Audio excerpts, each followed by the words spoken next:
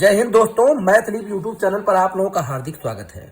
आज मैं आप लोगों के लिए औसत का कुछ महत्वपूर्ण प्रश्न लेकर के आया हूं। तो यहाँ प्रश्न देख लीजिए। पहला प्रश्न है, तीन संख्याओं का औसत 28 है। पहली संख्या दूसरी संख्या से आधी है तथा तीसरी संख्या दूसरी संख्या से दुगनी है। तीसरी संख्या क्या है? तो इसको कैसे आप हल करेंगे? पहले तो आपको प्रतिबंध से पहली संख्या, दूसरी संख्या और तीसरी संख्या को लिखना होगा। फिर उसके बाद औसत का हम फार्मूला लगा देंगे, काम हमारा बन जाएगा। यहाँ देखिए, कंडीशन कह रहा है कि पहली संख्या दूसरी संख्या से आधी है। तो यहाँ पहली संख्या, अब कह रहा है देखिए दूसरी संख्या से आधी है। तो आप देख रहे हैं कि जो भी यहाँ कंडीशन बन रहा है वह दूसरी संख्या के सापेक्ष बन रहा है। तो यहाँ मान लेंगे आप मान लेंगे दूसरी संख्या बराबर x। ये आप क्या करेंगे? मान लेंगे। अब कह रहा है कि पहली संख्या दूसरी संख्या से आधी है, तो पहली संख्या इसकी आधी हो जाएगी, x/2 हो जाएगा। ठीक है। अब कह रहा है तीसरी संख्या दूसरी संख्या से दुगनी है। अब तीसरी संख्या, अब यहां से आप तीसरी संख्या निकाल लीजिए। कह रहा तीसरी संख्या ये देखिए दूसरी संख्या से दुगनी है, तो x का दूना हो जाएगा, 2x हो जाएगा। ठीक है। अब देखिए, अब कह रहा कि तीन संख्याओं का औसत 28 है। तो औसत का फार्मूला लगा दीजिए। औसत बार x बराबर क्या हो जाएगा? पदों का योग बटे पदों की संख्या। फार्मूला आपने लगा दिया, वैल्यू रख दीजिए। औसत 28 से 28 लिख दीजिए, बराबर पदों का योग। देखिए पहली संख्या x/2, दूसरी संख्या x, तीसरी संख्या 2x, और सबके बटे कितने पद हैं? 1 2 3 बटे 3 पदों की संख्या 3। इसी को आपको हल करना है। तो तिरे गुणा करेंगे तो ये 28 का इसमें गुणा होगा, 3 8 है 24 के 4, 3 दूनी 6, 6 2 8 बराबर। अब इसको थोड़ा हल करने के लिए देखिए, 2 का इसमें भी गुणा होगा, 2 का इसमें गुणा होगा, सबके बटे 2 हो जाएगा। तो x अधन 2 का x में गुणा होगा, 2x हो जाएगा। अधन 2 का 2 में गुणा होगा, 2 दूना 4x हो जाएगा। ठीक है। अब सबके बटे हमारा 2 हो गया। पुनः 2 का तिरे गुणा करिए, इसमें गुणा होगा, 2 चौक के 8 और 2 8 16, 168 हो जाएगा, बराबर 4 2 6 और 6 1, देखिए 4 2 6 1 7, 7x हो जाएगा। ठीक है। अब आपको क्या करना है? 7x बराबर इसको लिख लीजिए, और अर्थात पूरे पक्ष का पक्षांतर करिए, क्योंकि x का मान निकालना है। तो 7x बराबर 168, तो x बराबर 168 बटे 7, 7 से भाग दे दीजिए। 7 दूना 14, 2 16, 7 चौक 28। तो x बराबर निकल के कितना आया? 24 निकल आया। x बराबर निकल के आ गया कितना? 24। अब x का मान रख करके आप सभी संख्याओं को ज्ञात कर सकते हैं। लेकिन प्रश्न में कह रहा कि तीसरी संख्या क्या है? तो तीसरी संख्या हमारी क्या थी? 2x था।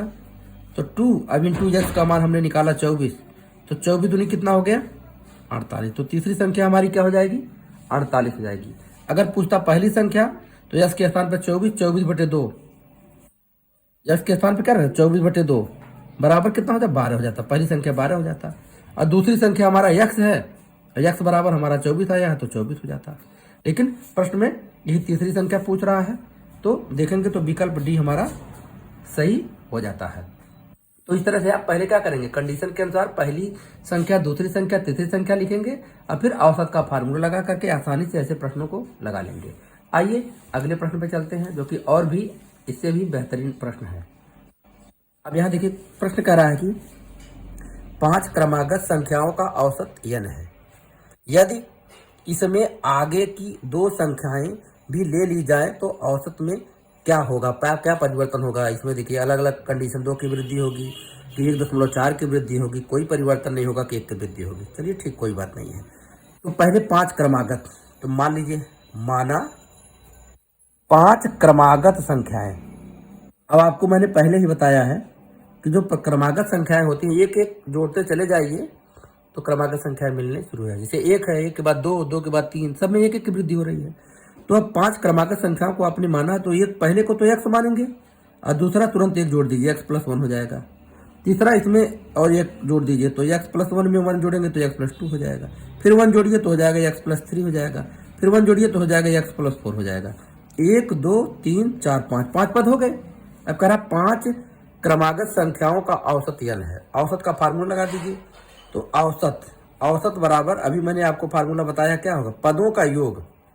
देखिए, पदों का योग बटे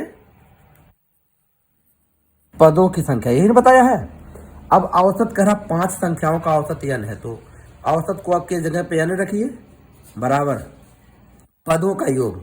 इनको जोड़ लीजिए पहले, x और धन x धन 1, फिर इसको जोड़िए x धन 2, फिर x धन 3, x धन 4, अब बटे, क्योंकि 5 संख्या है तो यहाँ 5 हम लिख देंगे।